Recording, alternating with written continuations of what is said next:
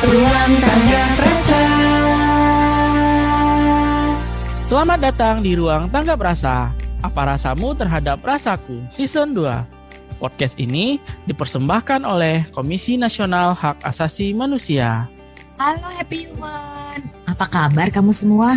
Semoga dimanapun kamu berada, kapanpun kamu mendengarkan ini, selalu dalam keadaan baik dan sehat ya. Halo Wei.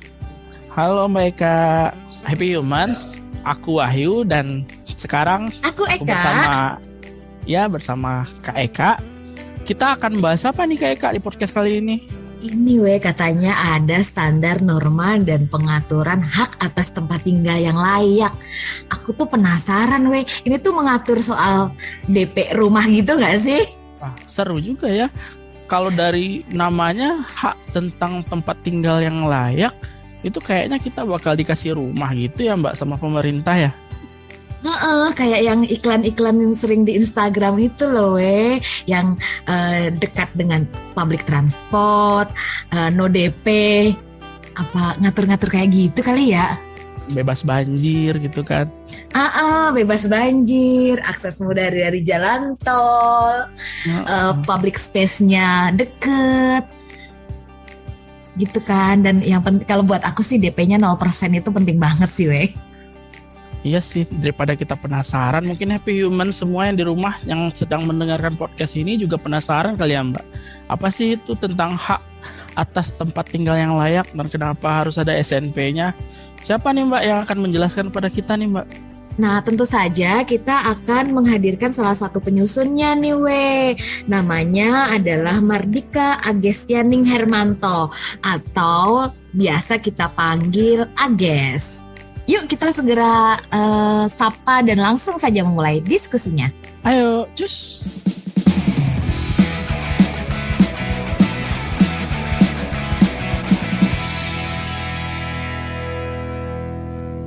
Halo Mbak Ages. Halo Mas Wahyu. Hai Wahyu. Halo Eka juga. Kita langsung aja berarti ya Mbak Ages ya ke pertanyaan yang pertama itu. Ini sangat dasar sekali itu. Sebelum kita membahas tentang SNP-nya itu, saya mau bertanya dulu deh. Apa sih itu hak atas tempat tinggal yang layak itu Mbak Ages? Jadi untuk hak atas tempat tinggal yang layak itu adalah merupakan sebuah hak asasi manusia dan sebagian dari hak setiap orang untuk hidup sejahtera lahir dan batin dan juga untuk mendapatkan lingkungan hidup yang baik, sehat dan aman. Nah, hak atas tempat tinggal yang layak juga tidak hanya ditafsirkan dalam arti sempit ya, atau terbatas hanya sekedar memiliki atap, ada jendela, ada rumah, ada bangunan rumah fisiknya, tapi harus dipahami juga sebagai hak atas tempat untuk hidup dan berkembang yang memenuhi prinsip keterjangkauan, kelayak hunian, dan aksesibilitas serta mempertimbangkan faktor lokasi, memadai secara budaya dan juga kepastian dalam kepemilikannya. Oh, berarti itu mencakup banyak sekali hal yang Mbak Ages. Aku mungkin dalam pikiran aku tadi kayak mungkin teman-teman Happy Human yang lainnya hak tempat tinggal yang layak itu bisa mendapatkan rumah gitu dari pemerintah bukan ya? Nggak hanya di situ juga sih. Jadi pemerintah itu justru sebenarnya juga seperti prinsip-prinsip HAM yang secara umum juga ya, bahwa pemerintah dalam hal ini negara juga berkewajiban untuk melindungi, berkewajiban untuk menghormati dan juga memenuhi hak atas tempat tinggal yang layak bagi seluruh masyarakat. Gitu Mas Wahyu. Oke, Oh makasih gitu. Mbak Ages. Iya, itu Eka, aku selama ini mungkin dapat Salah ya. Sama sebenarnya aku kira SNP ini tuh mengatur berapa sih harusnya DP rumah gitu kan. Mohon maaf ya Mbak Ages ya. Jadi sebenarnya SNP tempat hak atas tempat tinggal yang layak itu mengatur apa aja sih Mbak Ages dan tujuannya apa? Kalau bukan untuk mengurus DP rumah ya ya. SNP ini disusun sebagai pelaksanaan tujuan dan juga wewenang Komnas HAM dalam memajukan dan juga menegakkan HAM sebagaimana diatur di dalam instrumen HAM nasional maupun internasional ya. Kemudian Jadi penyusunan SNP ini tuh kan dilihat karena banyak permasalahan ya terkait hak atas tempat tinggal yang gak hanya dipandang sebagai permasalahan fungsional dan fisik semata aja, tapi lebih kompleks lagi sebagai permasalahan yang berkaitan dengan berbagai dimensi kehidupan bermasyarakat yang meliputi aspek sosial, ekonomi, budaya, teknologi, ekologi, dan juga maupun politik. Nah, jadi kan kita tahu ya bahwa kombinasi dari urbanisasi yang cepat, kepadatan penduduk, dan tingkat kemiskinan yang tinggi memberikan tantangan yang serius nih bagi terrealisasinya ketersediaan dan juga aksesibilitas hak atas tempat tinggal yang layak bagi seluruh masyarakat di Indonesia. Nah, tantangan tersebut juga diperparah nih oleh kenyataan bahwa sebagian besar wilayah di Indonesia itu kan banyak banget yang rentan terhadap perubahan iklim dan juga bencana alam. Karena kita tahu ya kontur wilayah Indonesia itu seperti apa, khususnya banjir, letusan gunung berapi, dan juga gempa bumi. Nah, melihat dari permasalahan tersebut, Komnas HAM itu juga banyak loh menerima aduan dari masyarakat terkait dengan konflik vertikal antara negara dengan masyarakat, terkait dengan barang milik negara atau daerah. Dan juga secara umum kita juga melihat bahwa terdapat dua tipologi kasus ya terkait BMN dan BMD ini, yaitu adanya pengusiran paksa dari rumah dinas, pengusiran paksa dari tanah yang sudah ditempati oleh masyarakat gitu. Nah, sepanjang 2009 hingga tahun 2021 juga Komnas HAM RI itu menerima aduan tuh dari masyarakat terkait pembangunan proyek strategis nasional yang memang sekarang lagi banyak digencarkan nih oleh rezim pemerintahan yang sekarang, itu sebanyak kurang lebih 70 aduan. Nah, berdasarkan tipologi kasus itu secara umum itu banyak banget terkait dengan pembangunan fasilitas umum seperti bandara, pelabuhan, jalan tol, jalur MRT, jalur kereta gitu. Dan korbannya pun banyak ya. Jadi ada yang dari individu, kelompok masyarakat dan juga masyarakat hukum adat dengan klasifikasi pihak yang diadukan antara lain ada dari korporasi atau pihak swasta, dari BUMN atau BUMD, Polri, lembaga peradilan, TNI, pemerintah daerah, bahkan pemerintah pusat dan juga lembaga negara non-kementerian. Nah, jadi SNP ini juga dikhususkan dibentuk ini bagi negara itu khususnya penyelenggara pemerintahan, jadi untuk memastikan gak ada regulasi, kebijakan dan juga tindakan yang bertentangan dengan HAM sejak perencanaan, pengaturan dan pelaksanaan, serta memastikan proses hukum dan pemberian sanksi bagi pelaku atas tindakan yang melanggar HAM. Nah, kalau untuk bagi penegak hukum nih seperti bagi polisi, jadi agar dalam melakukan tindakan, penegakan hukum ataupun pertimbangan dalam putusan, memastikan adanya perlindungan hukum dan juga HAM serta berkeadilan ya. Nah, kalau bagi pihak korporasi atau swasta, jadi untuk membangun akuntabilitas dan menghormati HAM, menghindari perlakuan yang melanggar HAM, memastikan patuh atas penyelesaian yang adil dan layak, dan juga menyediakan akses pemulihan atas tindakan yang melanggar HAM. Nah, kalau untuk individu nih, masyarakat umum, dan juga untuk organisasi masyarakat, untuk membangun pengertian dan juga pemahaman mengenai segala hal yang terkait dengan tindakan yang melanggar norma HAM, sehingga ada proses untuk memastikan perlindungan dan penikmatan hak asasinya, serta dapat dijadikan dasar dalam upaya pembelaan terhadap individu, masyarakat dan juga organisasi kemasyarakatan dalam menegakkan HAM. Gitu Mas Wahyu dan Mbak Eka. Karena sudah ada banyak kasus tentang pelanggaran hak tempat tinggal yang layak tersebut, makanya SMP ini ada ya Mbak. Apa sih Mbak? Saya penasaran juga pengaruhnya terhadap hak asasi manusia sendiri itu apa ya Mbak? Pengaruh adanya SNP ini terhadap hak asasi manusia, dan apa mungkin yang bisa diharapkan oleh Komnas HAM tentang SNP ini? Jadi gini Mas Wahyu, untuk kalau dilihat dari segi substantifnya sendiri, SNP ini kan menjadi bagian dari pengaturan atas berbagai norma hukum HAM nih. Nah, untuk jadi pedoman dalam putusan pengadilan nih, terutama Mahkamah Konstitusi Republik Indonesia. Jadi dokumen kita tuh bisa dipakai loh sebagai pedoman dan juga praktik hukum dan juga HAM, terutama tentang hak atas tempat tinggal yang layak. Nah, tafsiran yang disusun ini kemudian kan diterbitin oleh Komnas HAM dan akan berlaku mengikat loh bagi semua pihak dalam menjawab persoalan HAM yang terjadi di tengah masyarakat. Nah, SNP ini juga berfungsi sebagai tolak ukur untuk menilai dan membangun pembanding atas tindakan atau perbuatan agar sejalan dengan HAM gitu. Ini kan tadi hak atas tempat tinggal yang layak. Tadi kemudian kita bicara soal budaya, kemudian kita bicara soal tekstur kontur Indonesia begitu ya. Berarti nanti tuh harapannya mau ada standarisasi tempat tinggal yang layak tapi harus mengingat itu ya, kayak suku Bajo yang di laut, kemudian bagaimana kalau yang di daerah pegunungan dan sebagainya. Harapannya bisa mendorong sampai ke sana nggak sih, harus ada standar dan sebagainya gitu kan. Terlebih suka ngobrol begini nih aku Mbak Age sama teman-teman aku yang punya apartemen gitu ya. Bilangnya apartemen, tapi kan sebenarnya mungkin kalau kita berkacanya dengan teman-teman di luar negeri itu sebutannya bukan apartemen, karena kalau apartemen standarnya itu bukan seperti itu. Ini kayak lebih ke rumah susun dengan diberikan nama apartemen. Nah, apakah nanti kita memang akan mendorong sampai ke sana, sampai ada standarisasi tempat tinggal yang layak itu seperti apa sih minimumnya yang harus ada, ataukah memang ini menjadi panduan umum saja untuk diperhatikan masing-masing pemerintah daerah maupun kementerian terkait, bagaimana sih pemenuhan hak atas tempat tinggal yang layak itu bagi warga negara? Oke. Untuk masuk ke situ juga kita harus lihat ya cakupan hak atas tempat tinggal yang layak itu seperti apa. Jadi cakupan tentang hak atas tempat tinggal yang layak itu sudah diatur oleh Komite Hak Ekonomi Sosial dan Budaya.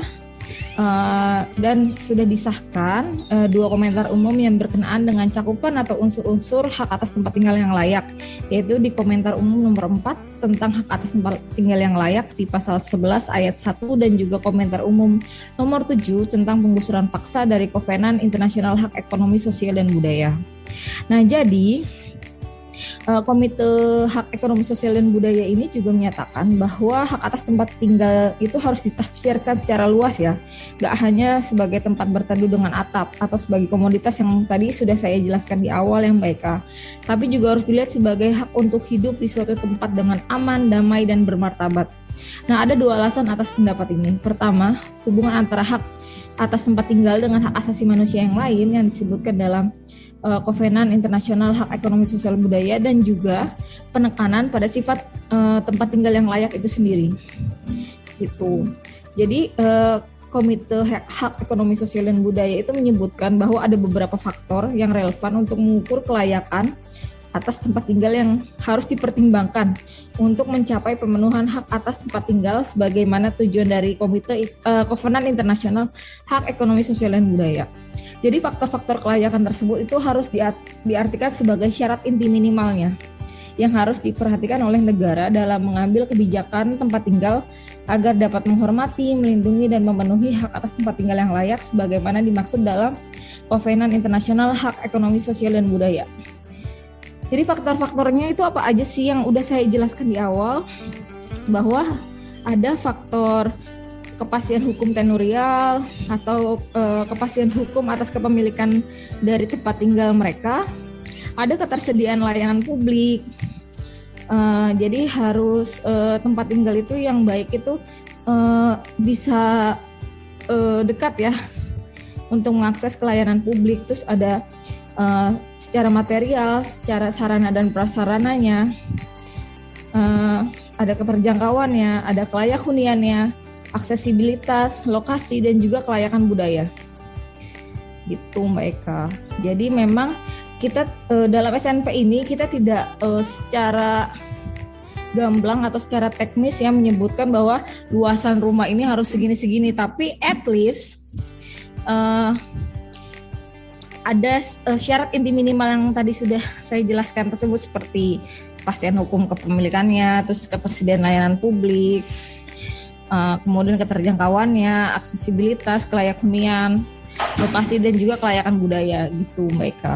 Oke, berarti memang tujuannya adalah mendorong ya dengan dokumen ini sebagai standar untuk pemenuhan hak atas tempat tinggal yang layak tersebut. Menarik banget ya kemudian tadi juga udah dijelasin soal faktor-faktornya begitu. Berarti kita berandai-andai aja nih Mbak Agnes. Berarti kemungkinan memang bisa kalau ini masing-masing pemerintah daerah mau menerjemahkan itu disesuaikan dengan ininya juga ya, konteks budayanya, kontur daerah mereka seperti apa gitu tuh kemungkinan bisa berbeda berarti ya Mbak Agnes ya. Oh, sangat bisa berbeda sekali Mbak, karena kan memang setiap daerah itu kan memiliki ciri khas masing-masing ya. Dan juga di SNP ini juga diatur mengenai kelompok pemangku hak yang memang memiliki kerentanan yang lebih rentan ya dibanding masyarakat pada umumnya, seperti kelompok masyarakat hukum adat, terus kelompok-kelompok masyarakat yang memang tinggal di daerah yang rentan akan perubahan iklim, terus kemudian kelompok lansia, perempuan, anak, bahkan sampai ke kelompok migran internal yang seperti kita ketahui itu juga banyak ada di ibu kota ya, yang memang mereka melakukan urbanisasi ke kota, namun mereka tidak memiliki tempat tinggal yang menetap gitu loh. Oh seperti itu Mbak Agnes ya. Jadi sekarang kita masuk ke ininya aja deh, ke proses gimana sih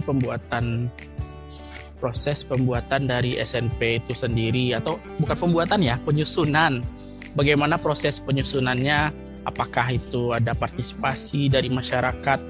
Kan ini kan SNP ini kan tujuan kita kan untuk dipublikasikan ke masyarakat. Nah, itu apakah ada partisipasi masyarakat dalam proses penyusunan SNP tentang hak atas tempat tinggal yang layak ini? Gimana Mbak Agnes? Tentu aja Mas Wahyu, setiap penyusunan dokumen standar norma dan pengaturan ini pasti kita melibatkan berbagai masyarakat dari berbagai kalangan ya. Nah, kita juga dalam penyusunan standar norma dan pengaturan juga kita melakukan focus group discussion dengan para akademisi ahli yang memang ahli tentang hak atas tempat tinggal yang layak, ahli tata kota, kemudian ahli secara arsitektur ya. Kita juga undang mereka untuk berdiskusi mengenai hak atas tempat tinggal yang layak ini seperti apa. Kemudian kita juga melakukan konsultasi publik ya ke Medan.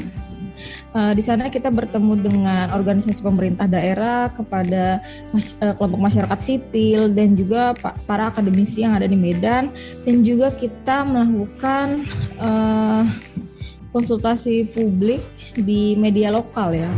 Kebetulan kita mengadakan talk show di TVRI Medan gitu. Kita juga mengadakan konsultasi publik secara online dengan mengundang berbagai kementerian dan juga lembaga, kelompok masyarakat sipil yang ada di pusat, dan juga akademisi yang memang tersebar di beberapa universitas yang ada di Pulau Jawa ini gitu Mas Wahyu. Baik, terima kasih Mbak Agnes. Berarti tadi ambil tempatnya di Medan itu sebagai sampel atau gimana Mbak Agnes? Kenapa dapat pemilihan tempatnya di Kota Medan gitu?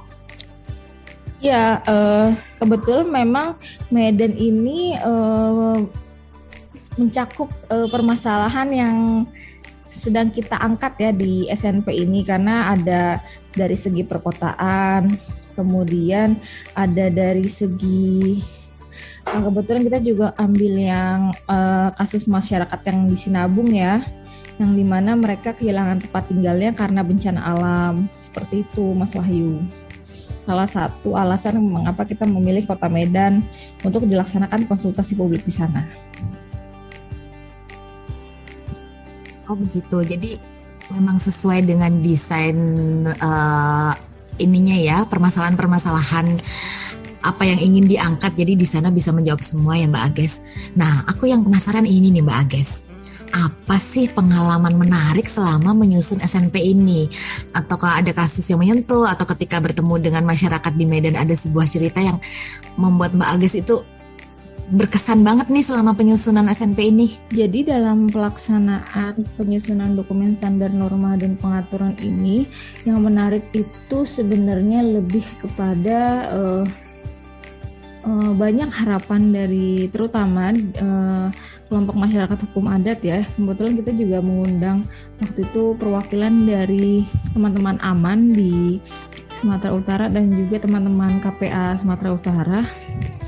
Mereka biasanya curhat ya terkait permasalahan tempat tinggal mereka yang memang istilahnya banyak, kasarnya banyak digusur ya. Dan itu sangat kita juga agak sedih ya bahwa mereka sudah turun-temurun di sana, tapi karena ulah beberapa oknum yang mengharuskan mereka memang pindah dari tempat tinggal mereka yang sudah turun-temurun. Karena konteks dari tempat tinggal bagi masyarakat hukum adat itu kan berbeda dengan konteks tempat tinggal bagi masyarakat umum seperti kita. Kalau mereka itu, tempat tinggal mereka itu ya tempat mereka beribadah, istilahnya ya. Tempat mereka mencari makan di situ.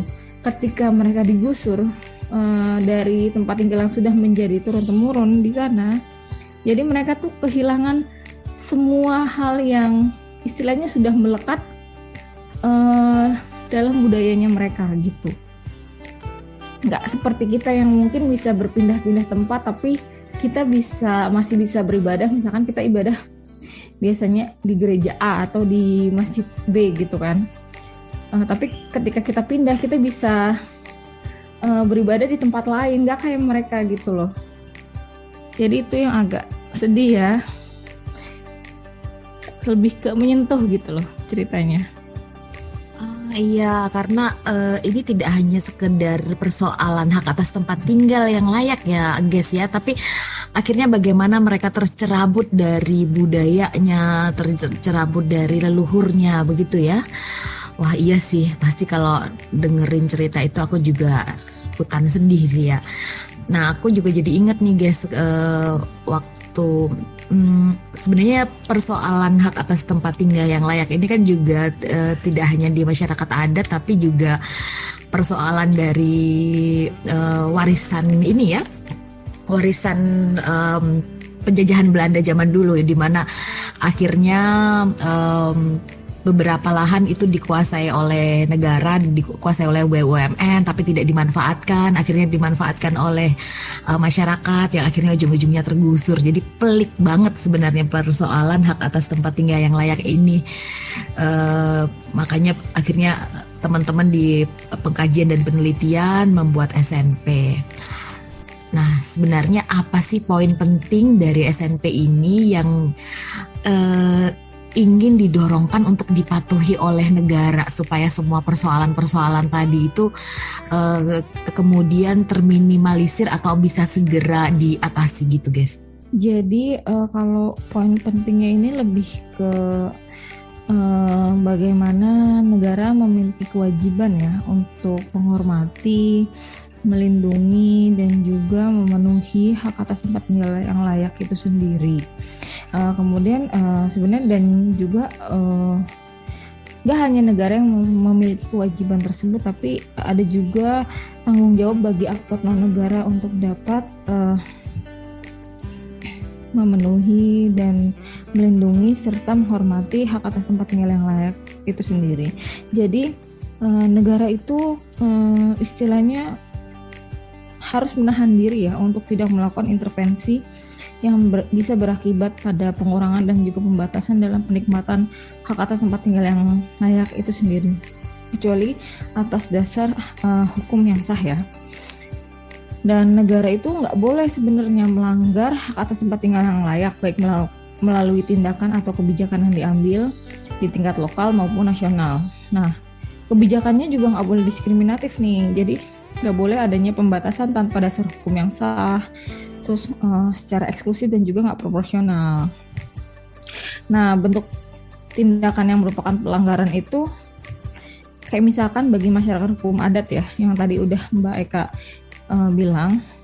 Jadi negara misalkan bikin kebijakan yang mengabaikan keberadaan masyarakat hukum adat itu sendiri, mengabaikan batas-batas wilayah adat dan juga perubahan fungsi taman nasional, cagar alam, konsesi hak pengusahaan hutan, dan juga hak pengusahaan hutan tanaman industri seperti area penggunaan lain atau wilayah pertambangan yang dilakukan tanpa sepengetahuan dan persetujuan dari masyarakat hukum adat itu sendiri. Nah, negara juga semisal membuat kebijakan untuk memindahkan penduduk lokal ya, dan juga transmigrasi lokal yang telah mengakibatkan si masyarakat hukum adat itu berpindah secara paksa. Nah,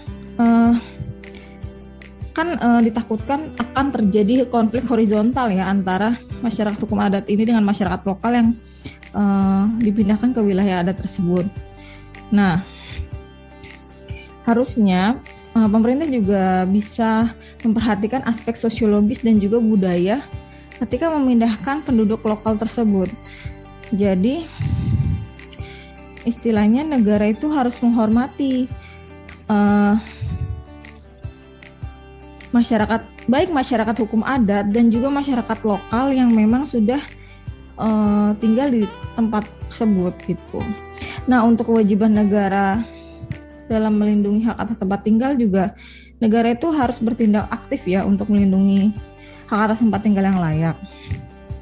Dan harus menjamin pihak ketiga itu nggak boleh melanggar hak atas tempat tinggal yang layak. Nah, negara tuh sebenarnya wajib loh mencegah terjadinya penggusuran paksa oleh pihak ketiga. Dan negara juga nggak boleh jadi aktor yang melakukan penggusuran paksa itu sendiri. Nah,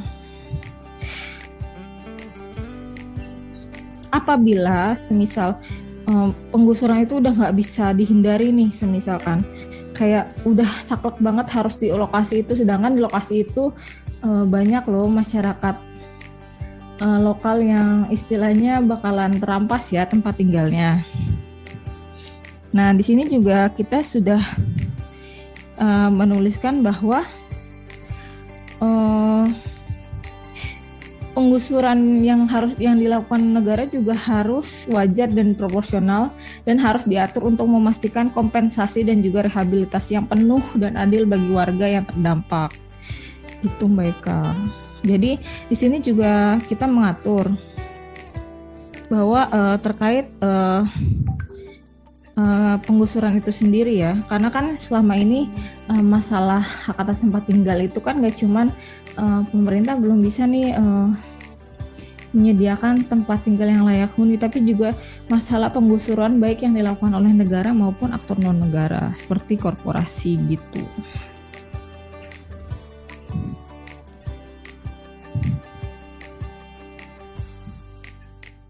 Oke, nah Agis tadi kan sudah menyampaikan terkait kewajiban negara. Nah sekarang ini last question sih Agis. Apa sih harapan Agis untuk happy human semuanya nih yang dengerin podcast kita kali ini soal SNP, hak atas tempat tinggal yang layak, khususnya buat yang muda-muda nih guys.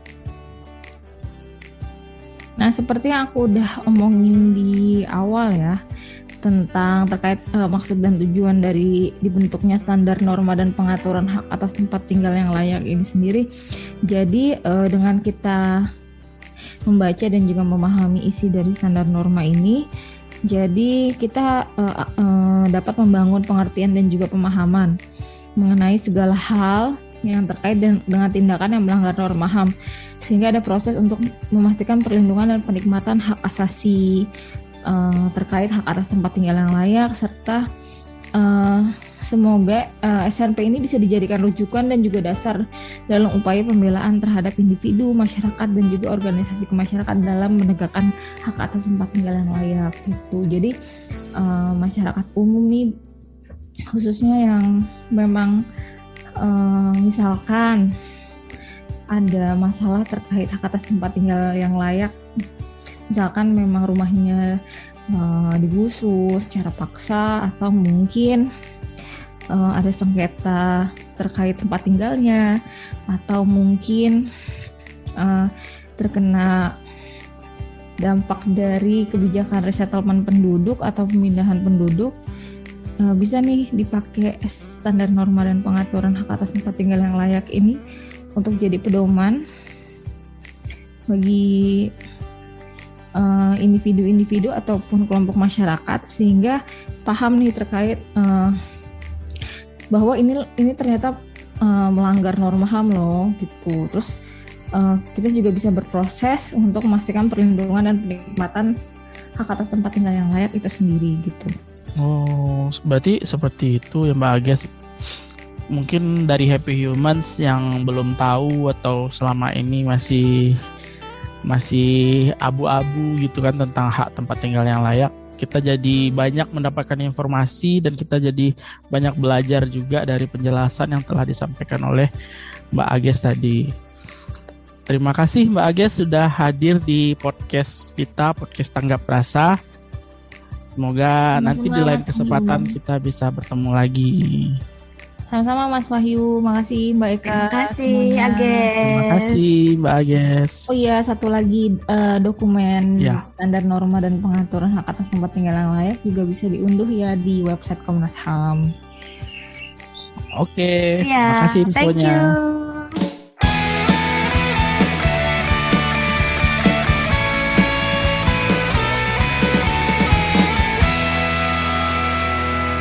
Yeay, itu tadi diskusi kita soal standar norma dan pengaturan hak atas tempat tinggal yang layak bersama Agnes. Jadi guys, happy human semua bahwa ternyata punya rumah itu nggak hanya sekedar ada atapnya ya, tapi bagaimana kelayakannya, bagaimana keterjangkauannya, bagaimana mengakomodir budaya, bagaimana menyesuaikan dengan kontur wilayahnya itu sendiri, itu penting banget diperhatikan tidak hanya oleh pemilik rumah tapi oleh negara juga. Bagaimana negara tetap harus menjamin penghormatan, perlindungan dan pemenuhannya. Terlebih banyak sekali konflik tidak hanya terkait tanah tapi juga terkait tempat tinggal yang harapannya ke depannya setelah ada SNP tersebut semakin berkurang ataupun yang lama-lama kasusnya bisa tertangani, begitu ya We ya?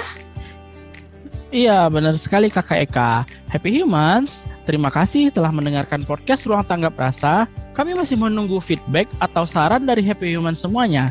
Happy Human tinggal kirimkan melalui email ke tanggaprasa@komnasham.go.id ya. Dan Happy Humans juga dapat mulai mengisi monitoring dan evaluasi podcast Tanggap Rasa ya. Linknya nanti akan kita lampirkan pada caption podcast ini. Dan juga ikuti media sosial kami di Instagram @komnas.ham, Twitter @komnasham, Facebook Komnas_HAM, YouTube Komnas HAM Channel, dan live chat di website tanggaprasa.id.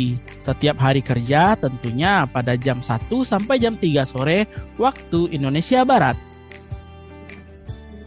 Sampai berjumpa Rabu depan pukul 16.00 waktu Indonesia Barat di episode Ruang Tanggap Rasa berikutnya.